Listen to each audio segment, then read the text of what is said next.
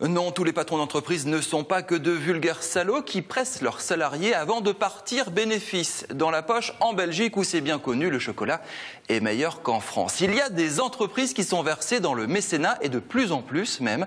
Sans elles, certaines actions sociales ne pourraient tout simplement pas voir le jour. Les plus cyniques répondront que merci, ils auront des exonérations d'impôts. En attendant, on va en parler avec nos invités. 2 exemples concrets de réussite sociale grâce aux dons d'entreprise. J'ai le plaisir d'accueillir Bernard Rodenstein. Bonjour Bernard, vous êtes le président de l'association Espoir à Colmar. C'est vous qui avez fait l'actualité cette semaine. À côté de vous, Alain Vautravers, bonjour. Vous êtes le président de la délégation Alsace-Lorraine de la Fondation de France. Bernard, on va commencer avec vous, association Espoir à Colmar.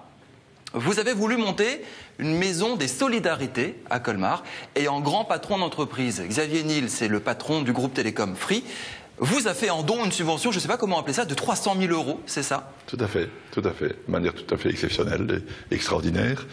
Pas tout à fait dans la mesure où il a déjà... Il vous le donnait de temps en temps depuis 8 ans. Il nous fait des dons de temps à autre. Ouais. Et là, cette fois-ci, c'était particulier puisque nous étions reçus par lui au siège de l'entreprise Free. Et son premier mot envers nous a été de dire quels sont les projets d'espoir pour 2013.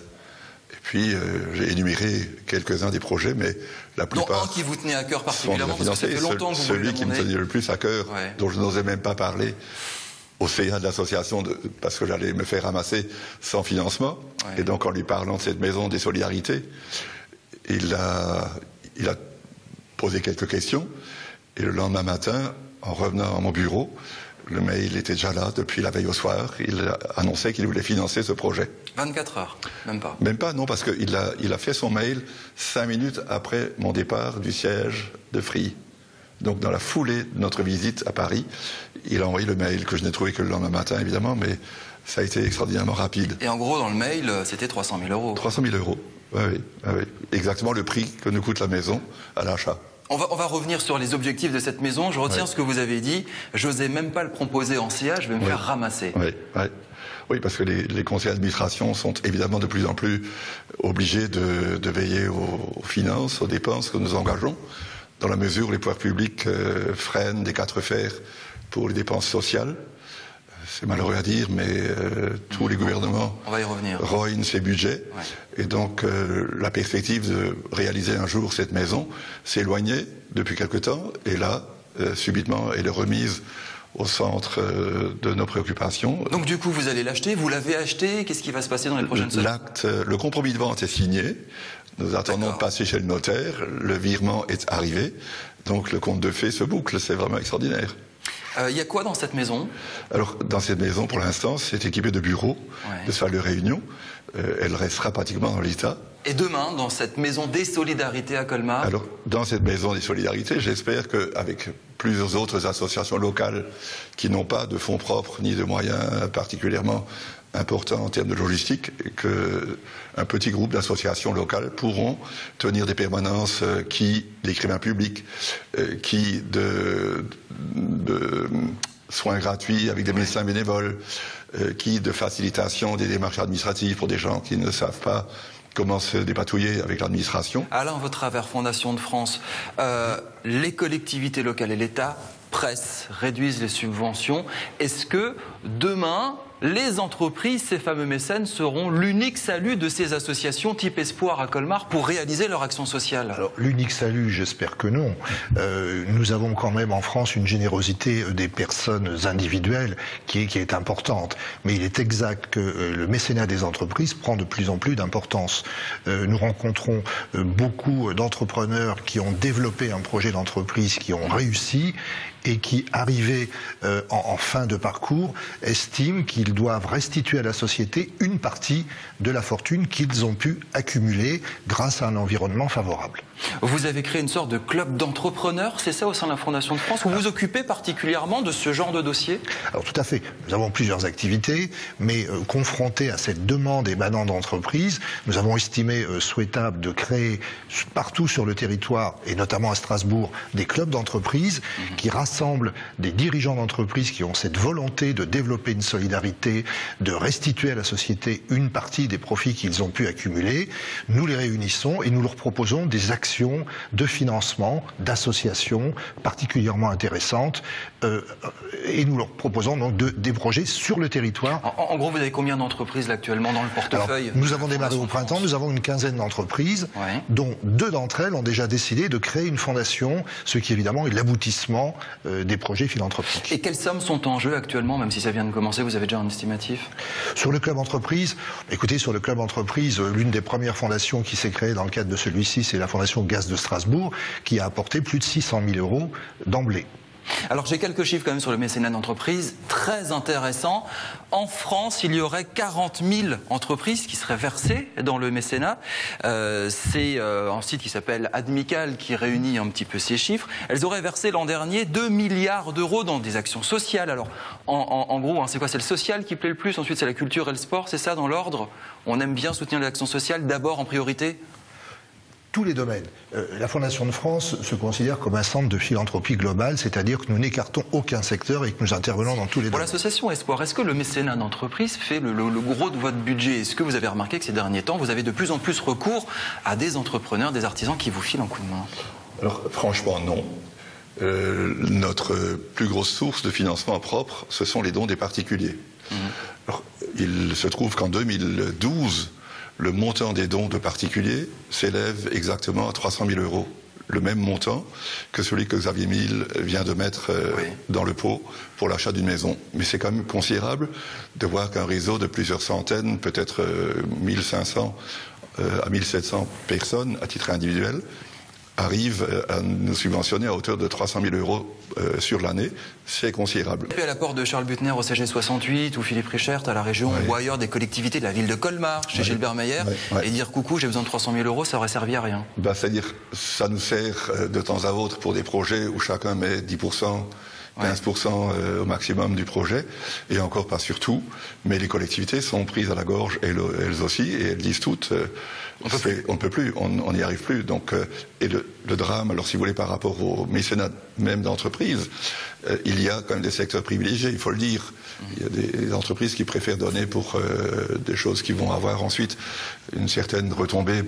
On peut bien le dire, à titre publicitaire. Oui, on va en parler de ça. C'est quoi le bénéfice pour ces entreprises? Alors, le problème, c'est que le secteur social dans lequel nous nous situons, à savoir l'accueil de sortants de prison, de toxicomanes, d'alcooliques, n'intéresse pas vraiment grand monde, y compris au sein des entreprises. Et c'est la raison pour laquelle nous sommes particulièrement heureux que Xavier Niel ait flashé sur une entreprise de notre type, puisque c'est rarissime quand même. Justement, Alain, c'est quoi le bénéfice pour ces entreprises? Je le disais avant, la fiscalité est avantageuse, elles peuvent déduire une partie, c'est pas de l'argent qui est vraiment donné ou perdu, etc. C'est vraiment que ça?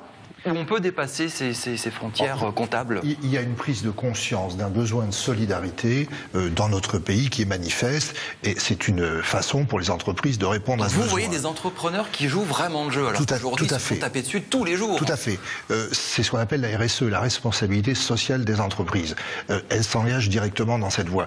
C'est aussi une façon de faire qui crée du lien social dans l'entreprise. Les entreprises qui donnent, justement, on pourrait s'imaginer, comme vous l'avez dit, Gaz de Strasbourg, des grands groupes ou pas, mais toujours selon cette fameuse étude de l'Admical, il y avait l'an dernier 32% des PME qui sont versées dans le mécénat. Et ça m'a beaucoup étonné, puisque je me dis que les PME, en ce moment, en temps de crise, sont plutôt fragilisées. Non, elles donnent, c'est ça, elles veulent s'investir là-dedans, et en plus, sur le terrain ultra local, à côté de chez elles. Oui, elles peuvent le faire pour des montants relativement modestes. C'est très bien de donner 300 000 € et je félicite le dirigeant de Free qui l'a fait. Mais nous avons quelquefois des dons de 1 500 € qui sont utiles. La Fondation de France finance par exemple chaque année une opération qui s'appelle les Réveillons de la Solidarité. Permettent à des personnes isolées ou démunies de se retrouver en période festive pour une soirée conviviale qui créera du lien entre les individus. Pour financer un de ces réveillons, il faut 1 500 €. Vous voulez réagir à ça, Bernard? Je pense que Xavier Niel, pour parler que de lui, parce que c'est notre principal mécène. Xavier Niel le fait de manière très discrète toujours. Il y a beaucoup de montants qui n'ont jamais été communiqués nulle part à la presse. Donc il a une autre approche et je pense que lui-même se considère comme un marginal, comme chef d'entreprise. Il cherche un peu une proximité aussi avec des associations qui elles-mêmes, sur le plan local, régional ou national, passent pour être un peu des assos qui ont la tête carrée. Espoir n'est pas forcément toujours bien vu dans le Landerneau, parce que, et c'est d'ailleurs ce qui a... avant, parce que vous aidez des catégories de population qui sont en marge de la société. D'une part, et d'autre part, et c'est ce qui a fait flipper Xavier Niel il y a 8 ans, nous avions publié à nos frais, aux frais des membres de l'association, un placard d'une 8 pages dans Le Monde, et dans ce texte, violent protester contre les restrictions que l'État apportait déjà à l'époque au social, j'entends, pour travailler dans le monde des marginaux. Et quand on a interrogé Xavier Niel pour savoir pourquoi il a flashé sur nous, il a répondu d'un texto: ce que vous dites et ce que vous faites me plaît. Maintenant, on ne pourrait pas vous dire demain vous voulez une deuxième maison, vous voulez une troisième photocopieuse ou n'importe quoi, vous dire écoutez Bernard, vous allez voir votre copain Xavier maintenant. Peut-être, on nous le dira, peut-être, mais c'est pas pour autant qu'on ira le voir. Je veux dire, on a jamais, sauf l'an dernier, pour la première fois, nous avons fait une demande à Xavier Niel. Donc il a une vraie volonté d'apporter son concours. Alors, pour la petite histoire, il nous avait dit en partant, si vous pouviez dans un petit coin de cette maison mettre une toute petite plaque à la mémoire de ma maman qui est décédée il y a 18 mois et qui serait fier de moi de savoir que j'ai permis à Espoir d'acquérir une maison des solidarités. Je voudrais revenir sur cette démission de l'État. Est-ce que c'est quelque chose que vous déplorez ? Ou lorsque vous avez la solution, vous sortez carnet d'adresse entreprise, ou c'est vraiment quelque chose, on va vraiment vers des difficultés pour aider les actions sociales et les associations alsaciennes? Alors, il y a effectivement un certain retrait des financements publics du fait de la situation économique et du déficit de la France que nous connaissons tous et dont vous parlez souvent sur vos antennes. Il n'est pas normal que la solidarité des citoyens prennent un petit peu le relais, ce qui veut dire qu'il faut maintenir les avantages fiscaux qui sont consentis aux donateurs, cette déduction fiscale qui permet à un particulier de déduire 66% de son don ou à une entreprise 60% de ce qu'elle donne, parce que ces sommes sont absolument nécessaires. Alors certes, on peut considérer que l'État est privé d'une partie de recettes fiscales qu'il percevrait autrement, mais s'il s'attaque à ça, ce sont des centaines d'associations qui demain sont Ce sont des centaines d'associations, ce sont des emplois qui vont disparaître, et c'est le financement d'un certain nombre de besoins sociaux qui ne seront plus assurés. Merci beaucoup d'avoir participé à cette émission. Bonne chance pour cette maison des solidarités à Colmar qui va très vite ouvrir, accueillir plein d'associations colmariennes. On met évidemment les sites internet de la Fondation de France et de l'association Espoir. J'imagine qu'on peut lancer un petit appel aux dons aussi en même temps pour continuer à soutenir. Trouvez pourquoi pas des entrepreneurs chez vous et vous soutenir pour vos autres actions. On a bien compris que vous aviez une tête carrée, mais qu'elle était encore là pour très longtemps. Merci beaucoup Bernard, merci beaucoup Alain.